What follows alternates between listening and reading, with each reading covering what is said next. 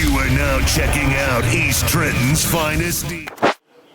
Yeah, man. How you? First of all, we're gonna always check in, man. See how you feeling, man. What you doing, man? What you got going on? How you feeling today? I'm good, man. Maintain that focus head. Keep my spirits up, man. How to go. Okay, that's what it is. Now, last time we left off, talked a little bit about your experience in the county. Now, after you reach the county, take us a little bit through the process after you went through court up until your sentence date. How that was, the day of sentence. The day of sentence, I'm going to start from where I took my plea, basically. I went in the courtroom, and, I'm in there with my lawyer, whatever.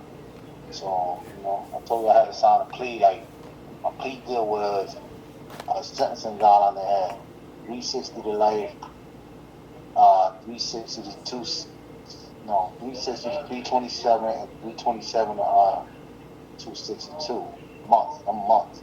You know what I'm saying? So basically, I was facing 360 to life. But being there, I took acceptance of responsibility. They gave me a 3-point reduction. You know what I'm saying? Yeah. So they put me down to the lowest, to 262. Well, I was in a bracket of 262 and 327. So they was going to sentence me.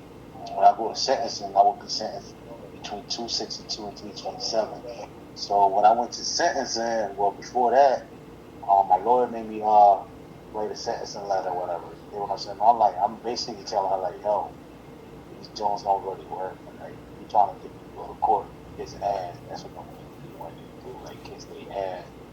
They still gonna shit on you. They just do that because they love that. You know what I'm saying?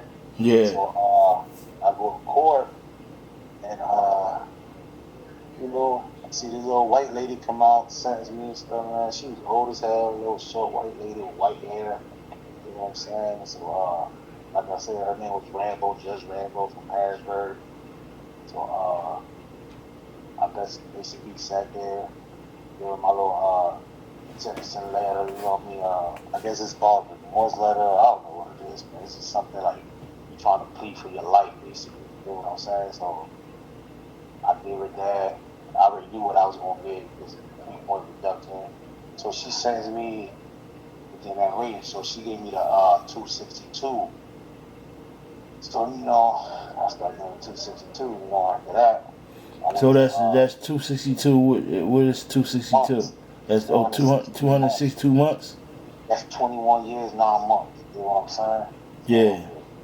Okay. That's what it is. So do you think the feds, like in states like Pennsylvania, are more inclined to pick up cases like this? I believe so, because when they know that you coming from other places, you know what I'm saying? They don't want people from other places coming in their neighborhoods doing what we do. It's like, outside come do what they do, and how the game is, the type of influence and they have. You know how to.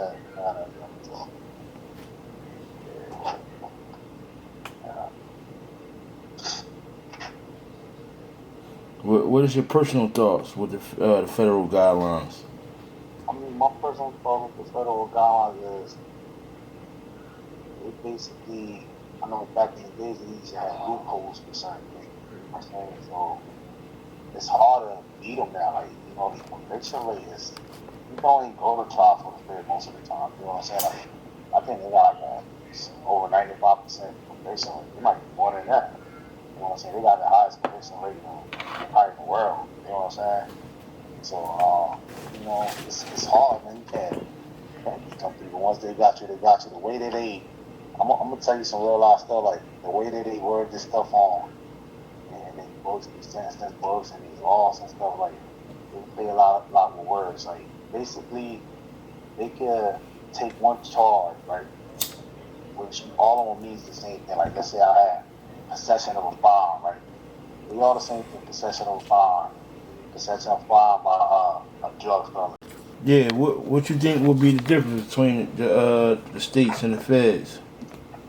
The difference between the state and the feds, I'm gonna tell you something. Like, in the state, it's like a free for all. You know what I'm saying? Like, You know what I mean? Dudes are still down with each other, whatever the case may be. You know what I mean? You'll have a little unity. But it's still a free fall. Like, people could keep more out themselves. Now, the feds is like, I mean, depending where you at, you got like a structure. You know what I'm saying? You gotta follow certain things. So, you know, you just not gonna move just because you want to. You gotta think about other people. So that's like a bigger difference with the feds and the state. Oh, okay. So once you start moving around, you know, got to know, know who's who, and people got to know who you were. Did things get a little better, or how? If it did get better, how fast will you feel like you was like, all right, I'm, I ain't gotta walk around like, Once it took me about. I mean, once I met the brother from Cali, it ain't really. I stuck to home, and he showed me the ropes. Like, he showed me who to deal with and who not to deal with. So, basically, it ain't really take me long to get adjusted. You know, because I'm used to doing time. You know what I'm saying? Yeah. So it don't take me long. It's just the thing is, it's like I said, like wanting something in common with other people, like especially from the type of place I was at. You know what I'm saying? I was in Texas, bro. You know what I'm saying? Yeah. So I don't know nothing about Texas. So yeah, that was different. So how long you was in that spot? I was in that spot for like 3.5 years before I got a near release transfer, because I did good. Well, at first it took me 3 years because COVID. You know what I'm saying? Top put a transfer and they would say COVID population control. So when they was transferring you, how they was getting you around? They was there to put you on. Possession of a stolen firearm, possession of a firearm by convicted felon. They got all these things, but they all mean the same thing. Most of the time, when you go to court, you only get sentenced for one. Like I got 6 counts. I got 3 drug counts, and then I got 3 gun charges, count whatever. So I only got sentenced 1 and 1. You know what I'm saying? Yeah. So they just, I don't know. This is where like the word played and how they try to close all the loopholes and stuff. You know how that goes. Why do you think the federal laws and the state laws is more strict than the state laws? Basically, federal laws is more strict because they get more time out of it. So remember when I was telling you, I believe I told you episode 1 or 2, but I was telling you about the reason why the feds picked my case up is because the feds can give me more time than the state can. You know what I'm saying? It's easier to beat the state. You know what I'm saying? Because the state don't do that hearsay crap. The feds, they do hearsay. Like, they hear whatever they hear, they can use that against you. They can use a picture against you. So, that's the reason people go to the feds, to get convictions on certain type of individuals. Do you think the law should be changed, and if so, how? Yeah, I believe the law should be changed anyway, because like I told you, like even with my situation, double jeopardy, you got double jeopardy in amendments and constitutions, but y'all practicing double jeopardy. You know what I'm saying? Like, y'all took something I did time for and enhanced my time. You gave me more time for something that I already did time for. You know what I'm saying? And like I said, once again, what they do is they use wordplay. You know what I'm saying? Oh, nah, this don't mean that.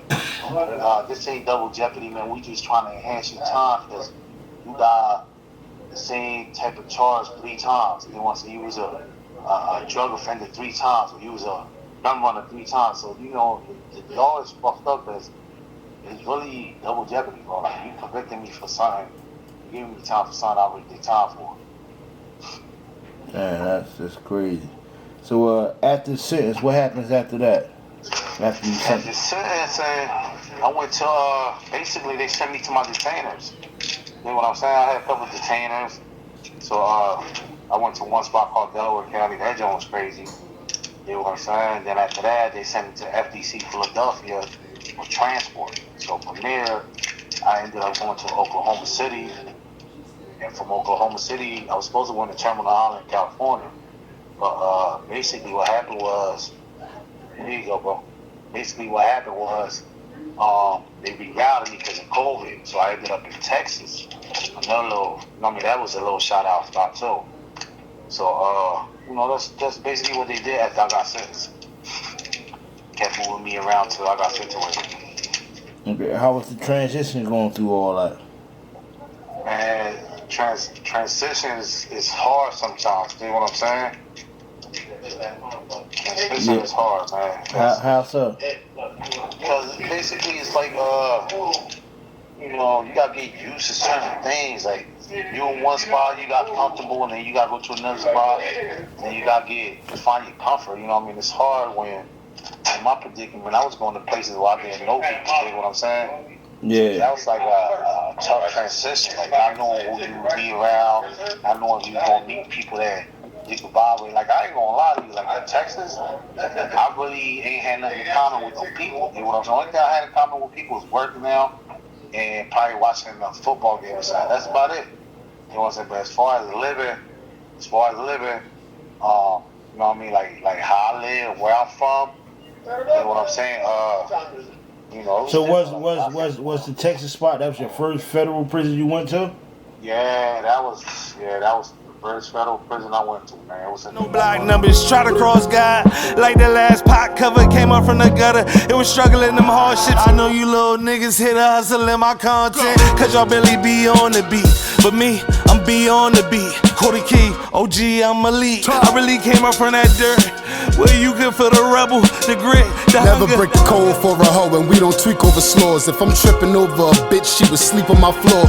The betrayal in this game get dirty, but I ain't worried. See my name versus the state of New Jersey, and I'm from Jersey. Different type of pressure, we coming tonight to get you. Clutch on your Bible scriptures, I'm dumping this mic molesting. They watching me, hanging on my words like apostrophes. I keep lawyers stuck on retainer like collard greens. Policy, violate the game, you gotta see me first. Candlelight vigil, lighters flicker like a Wheezy first. Sent the order, he got killed for a quarter. If I ever get sloppy, then he mentioned my daughter. Let me remind him, I'll crack it, rack it, realign him. The doctors could redesign him or sell his body to science. I'ma have you pushing violence with your closest correspondents. From here, I expect the same treatment that Don Mac get. of the Uzi, about that cash money, no juvie. Lights, camera, action, run your movie.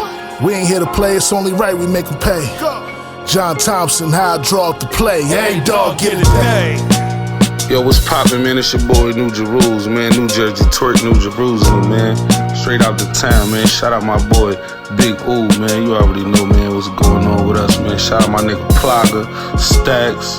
Shout out my nigga Bow, Fly, DJ Rod Lee, man, the town, man. We coming together and we smashing shit, you heard? Big Jersey, not the little one.